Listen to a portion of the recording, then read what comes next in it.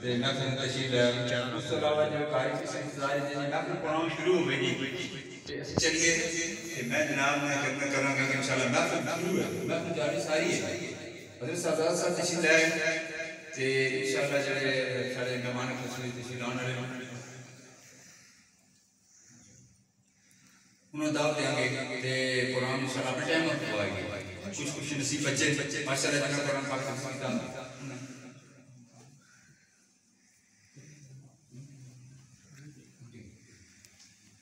تے ماشاءاللہ بچے نے دستار کوئی گی اللہ تعالیٰ کرم کی تحت انہوں بچے کی جناب ماشاءاللہ قرآن کی دولت نوازے اللہ تعالیٰ ہر کسی قرآن پڑھ پڑھا کے سنی سنا کے عمل کی توفیق عطا فرمائے ماشاءاللہ اسی ادارے میں ایک بچہ ہے انہوں نے تقریر کرنی ہے کہ ان کے بعد اور مہمان آگے ہٹا جناب تشریف میں دعوت دینا جناب آپ مہمان صاحب ہم تشریف لیتے ہیں تو آپ نے خیالات رکھا ماشاءاللہ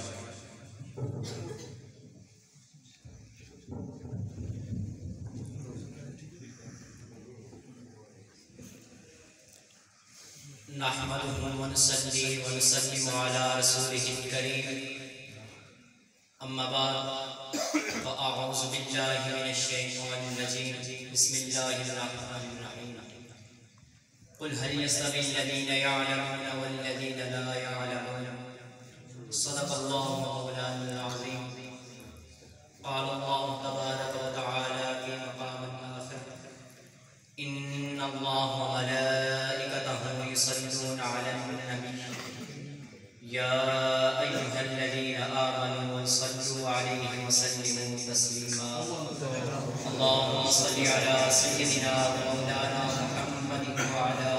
آل سيدنا ومولانا محمد وبارك وسلم الصلاة والسلام عليك يا سيدي يا رسول الله وعلى آلك وأصحابك يا سيدي يا حبيب الله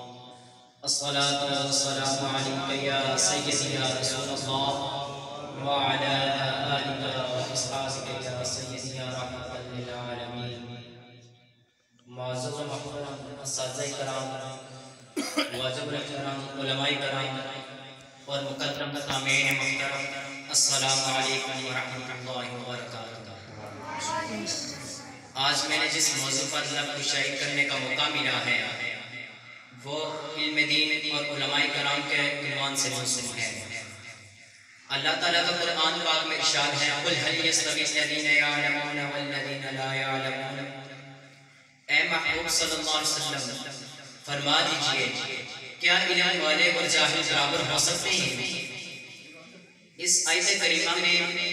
اللہ پاک اپنے پیارے محبوب حضرت محمد صلی اللہ علیہ وسلم کو مخاطب کر کے یہ فرما رہا ہے کہ اے محبوب فرما دیجئے کیا ایک وہ شخص جو علم رکھتا ہے قرآن و سنت کو پہچانتا ہے شریعت مطہرہ پر عمل پیرا ہوتا ہے اور دوسرا وہ جو جاہل ہے ان پڑھ ہے کچھ بھی نہیں جانتا قرآن و سنت سے دور ہے کیا یہ دونوں شخص برابر ہو سکتے ہیں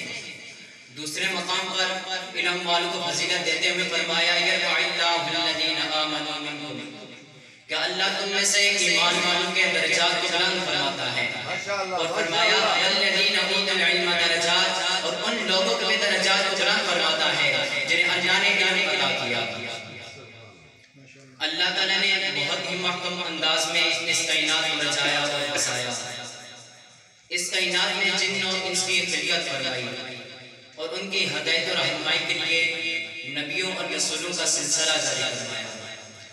نبیوں اور رسولوں کا سلسلہ آخری نبی حضرت محمد صلی اللہ علیہ وسلم کے بعثت کے ساتھ ختم ہو گیا انسانیت کی ہدایت و رہنمائی کا جو مشن انبیاء کرام انجام دے رہے تھے اس کو پائے تک پہنچانے کے لیے اللہ تعالیٰ نے علماء کرام کی جماعت تیار کی علماء کرام حقیقی معنی میں معاشرے کی خدمت کے اولین ذمہ دار اور انسانیت کے خیر خواہ ہیں اللہ تعالیٰ نے ان لوگوں کے قلب پر عوام کو سیدھی راہ دکھانے کی ذمہ داری رکھی اور کتاب و سنت کی تفسیر و توضیح کا فریضہ عائد کیا اللہ تعالیٰ کے فرمان کے مطابق یہ لوگ اللہ تعالیٰ سے حقیقی معنی میں خوف کھاتے ہیں جیسا کہ اللہ تعالیٰ نے قرآن پاک میں ارشاد فرمایا انما یخشی اللہ من عبادہ العلماء کہ اللہ تعالیٰ سے ڈرنے والے صرف اہل علم ہیں احادیث حدیث مبارکہ کی برگردانی سے بات معلوم ہوتی ہے کہ اللہ تعالیٰ نے علم دین اور علماء کرام کو بہت بلند مرتبہ عطا فرمایا ہے، جیسا کہ نبی کریم صلی اللہ علیہ وسلم نے فرمایا من یرید اللہ خیرا، کہ جس کے ساتھ اللہ بھلائی کا ارادہ کرتا ہے یفقہہ فی الدین، اسے دین کی راہ پر چلا دیتا ہے۔ ایک دوسری روایت کا خلاصہ ہے کہ نبی کریم صلی اللہ علیہ وسلم نے فرمایا کہ جب ایک شخص دنیا کو چھوڑ کر چلا جاتا ہے اس کا عمل منقطع ہو جاتا ہے، لیکن 3 ایسے اعمال ہیں جن کا ثواب اسے قبر میں بھی ملتا رہتا ہے، اور ان میں سے ایک عمل یہ بھی ہے کہ اس شخص نے اپنے پیچھے ایسا علم چھوڑا ہو جس سے دنیا والے نفع اٹھا رہے ہیں، اور وہ اس علم کا ثواب اسے قبر میں بھی پہنچتا رہتا ہے۔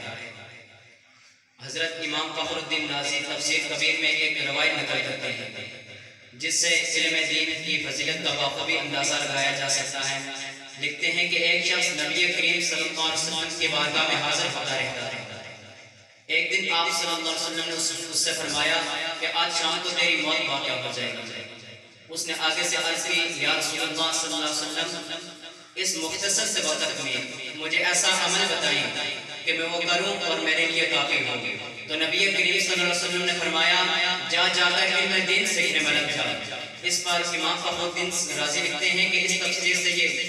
اس تفسیر سے یہ بات واضح ہوئی کہ علم دین سیکھنے سے اگر کوئی بہتر عمل ہوتا تو نبی کریم صلی اللہ علیہ وسلم اس شخص کو وہ عمل کرنے کو بتاتے ہیں۔ تو ان